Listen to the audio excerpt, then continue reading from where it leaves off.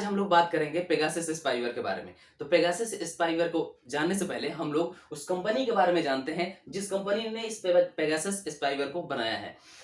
तो इजराइल की एक कंपनी है एनएसओ, जो एक सर्विलांस टेक्नोलॉजी बनाती है, सर्विलांस टेक्नोलॉजी बनाने वाली कंपनी है। उसी का एक प्रोडक्ट है पेगासस। एनएसओ ये इजराइल की कंपनी है जो 3 लोगों ने मिलकर बनाया हुआ, न्यू सेलेव और ओमरी नाम के 3 बंदे मिलकर के इस कंपनी को बनाए अगस्त 2010 में। उसके बाद इसने एक अपने सर्विलांस टेक्नोलॉजी के एक प्रोडक्ट को लॉन्च किया 2016 में, पेगासस स्पाईवेयर, जो कि एक निगरानी रखने वाला सॉफ्टवेयर था, जो इन्होंने आईएसओ वर्जन में 2016 में लॉन्च किया। ये निगरानी रखने का सॉफ्टवेयर था, या आप ऐसे कह सकते हैं ये जासूसी करने वाला सॉफ्टवेयर था। अब इस जासूसी करने वाले सॉफ्टवेयर के बारे में हम लोग जानते हैं, ये सॉफ्टवेयर कैसे काम करता है, ये क्या है। तो ये पेगासस स्पाईवेयर हैकिंग के मामले में इतना पावरफुल है कि जो आईफोन आते हैं, आईफोन के भी ऑपरेटिंग सिस्टम को ये आसानी से हैक कर लेता है। तो आईफोन और एंड्रॉयड फोन, उनमें ये निगरानी करता है।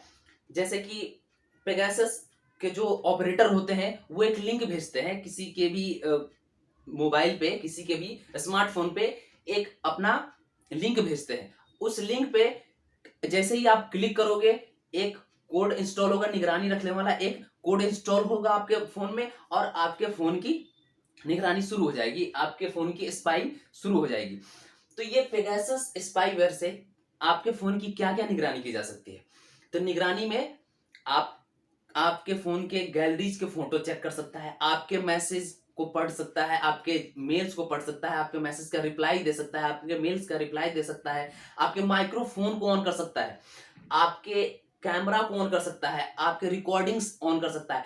ओवरऑल अगर आप बात करें तो पेगासस स्पाईवेयर आपके स्मार्टफोन को रिमोट कर सकता है। वो जो चाहे, जिस तरीके से चाहे अपना काम कर सकता है। जो इसके ऑपरेटर होंगे, वो जो पेगासस के ऑपरेटर होंगे, उसको अपने हिसाब से आपके स्मार्टफोन को रिमोट करेंगे, ऑपरेट करेंगे, और उन्हें जो आपसे चाहिए, जिस चीज के लिए उन्हें, जिस चीज की निगरानी के लिए उन्हें ये काम सौंपा गया है, उस चीज की वो आराम से निगरानी कर सकते हैं। तो ये है पेगासस स्पाईवेयर का खासियत। आज के दौर में पेगासस स्पाईवेयर सर्विलांस टेक्नोलॉजी का सबसे बड़ा नमूना है। ये सबसे पावरफुल सर्विलांस टेक्नोलॉजी में सबसे पावरफुल है ये पेगासस। पेगासस को 2016 से ही, जैसे ही 2016 में पेगासस को लॉन्च किया गया था, उसी समय से इस पर सवाल खड़ा हो गया था। अब बात ये आती है, एक पहले पेगासस के लिए एक लिंक आता था, या मैसेज आता था, या व्हाट्सएप पे मिस कॉल आते थे, लेकिन जो लिंक आता था, लिंक पे क्लिक करना होता था। अब जो पेगासस स्पाईवेयर है, उसको अपडेट करके जब विवादों में आने लगा, पेगासस स्पाईवेयर जब पेगासस विवादों में आने लगा, तो पेगासस के एनएसओ की कंपनी ने इसे अपग्रेड करके जीरो क्लिक बना दिया। जीरो क्लिक का मतलब समझ रहे हैं, कोई क्लिक करने की कोई जरूरत नहीं है। एक कोई भी मिस्ड कॉल जाएगा, व्हाट्सएप पे मिस्ड कॉल जाएगा, या कोई भी मैसेज ही आपके फोन में जाएगा, ये पेगासस का सॉफ्टवेयर आपके फोन पर इंस्टॉल हो जाएगा। तो पेगासस का सॉफ्टवेयर इतना पावरफुल है कि अगर आपके फोन में ये एक बार इंस्टॉल हो गया, तो आपको फोन बदलने के अलावा दूसरा आपके पास कोई चांस नहीं है, कोई ऑप्शन नहीं है कि आप इसे हटा सकते हैं। इतना तगड़ा ये पेगासस स्पाईवेयर है। स्पाईवेयर का खुलासा कब हुआ? तो पेगासस स्पाईवेयर का खुलासा फॉरबिडन स्टोरीज और एमनेस्टी इंटरनेशनल का नाम आप लोगों ने सुना होगा।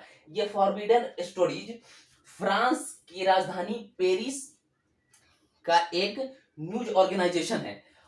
एमनेस्टी इंटरनेशनल ब्रिटेन में 1961 में बनाया गया था, जो कि एक अंतरराष्ट्रीय संगठन है जो कि सुरक्षा प्रदान करता है और ढूंढते रहता है कहीं भी मानवीय सुरक्षा के लिए और स्वतंत्रता के लिए ये अपना काम करता है। तो इन्हीं दोनों, फॉरबिडन स्टोरीज और एमनेस्टी इंटरनेशनल ने ये पहले अपना लीड दिया। जो एनएसओ कंपनी ने पेगासस का स्पाईवेयर बनाया है, एनएसओ कंपनी के लिस्ट में 50,000 स्मार्टफोन की लिस्ट तैयार है जिनका वो निगरानी करना चाहते हैं।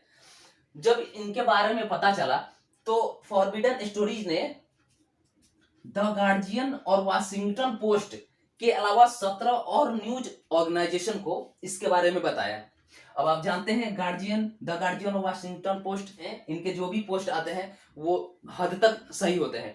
जब इनके पोस्ट आने के बाद पूरी दुनिया में हलचल मच गया। तब 10 देशों ने मिलकर के एक पेगासस का प्रोजेक्ट बनाया, जिनमें 80 जर्नलिस्ट ने भाग लिया, जिनमें हमारे भारत के भी जर्नलिस्ट थे। हाउस द वायर भारतीय मीडिया भी उसमें शामिल थे जाता है।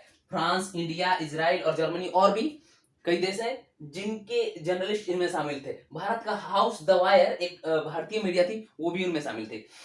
जब इन्होंने इन पर छानबीन किया तो इन्हें पता चला कि 20 देशों के 180 प्लस पत्रकारों पर पेगासस का स्पाइंग किया गया हुआ, पेगासस का निगरानी किया हुआ।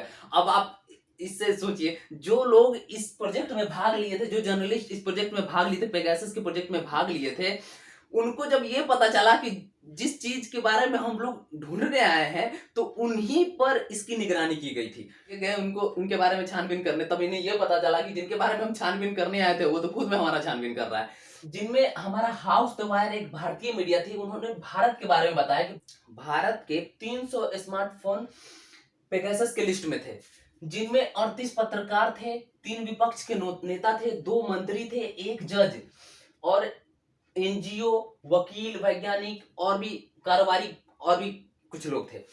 जिनमें एक जज रंजन गोगोई पे जो यौन शोषण का एक मुकदमा चल रहा था, एक महिला ने उन पे ये इल्जाम लगाया था यौन शोषण का, तो उन महिला के खिलाफ और उनके फैमिली के 11 मेंबर के खिलाफ भी पेगासस का स्पाईवेयर कराया गया था। करवाया किसने? आपके मन में एक सवाल आ रहा होगा, तो आप खुद से अंदाजा लगा सकते हैं कि जो पत्रकार है और पत्रकार है, विपक्ष के नेता है, मंत्री है, जज है, वकील है, भारत के ही लोग हैं, तो ये कौन करा सकता है? एनएसओ से पूछा गया कि ये जो आप सर्विलांस टेक्नोलॉजी बेचते हैं ये किनको बेचता है? तो एनएसओ ने कहा कि हम 40 देश में 60 कस्टमर है हमारे। एनएसओ के 40 देश में 60 कस्टमर है, जो कि ये सरकारी संस्था को ही बेचते हैं। तो आप इससे क्लियर आपको समझ में आ गया होगा ये किसने करवाया है? तो भारत गवर्नमेंट ने करवाया है। तो एक चीज और आपको क्लियर समझ में आ सकती है कि 38 पत्रकार और विपक्ष के नेता, पत्रकार का स्पाइंग कौन करा सकता है? पत्रकार का स्पाइंग कोई दूसरे देश के तो गवर्नमेंट करवा नहीं सकते, उन्हें पत्रकार से क्या लेना देना है? वकील से, भारत के वकील से क्या लेना देना है? तो इससे हमें यह समझ में आता है कि ये जो स्पाइंग भारत की कराई गई है, भारत की गवर्नमेंट ने ही करवाया है। पेगासस 2016 से अपना स्पाइंग कर रहा है। एनएसओ का कहना है कि हम जो ये टेक्नोलॉजी बनाते हैं वो हम आतंकवाद से लड़ने के लिए और अपराध को कम करने के लिए सरकारी संस्था को हम बेचते हैं।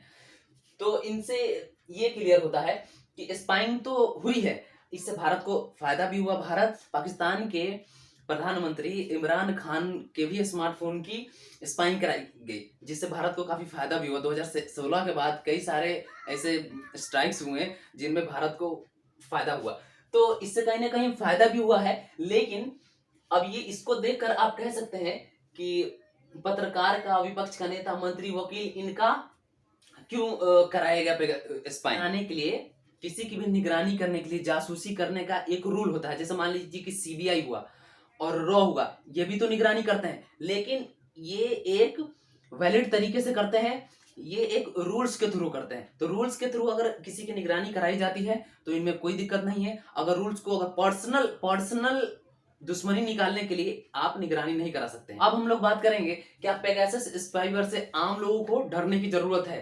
तो आप खुद से ही अंदाजा लगा ले, क्योंकि पेगासस स्पाईवेयर एक स्मार्टफोन की स्पाइंग कराने में 70 लाख का खर्चा आता है। पेगासस एक स्मार्टफोन की निगरानी कराने में 70 लाख रुपए की जरूरत होती है।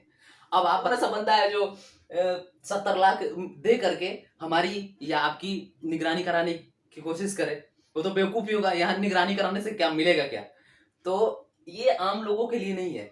आम लोगों के लिए ये 70 लाख रुपए, आम लोगों पे कोई इतना पागल नहीं है, कोई पागल नहीं है जो 70 लाख अपना बर्बाद करे किसी आम लोगों के लिए। तो पेगासस स्पाईवेयर के बारे में जान करके आप लोग को अच्छा लगा होगा, तो प्लीज इस वीडियो को शेयर करें, लाइक एंड सब्सक्राइब करें। जय हिंद।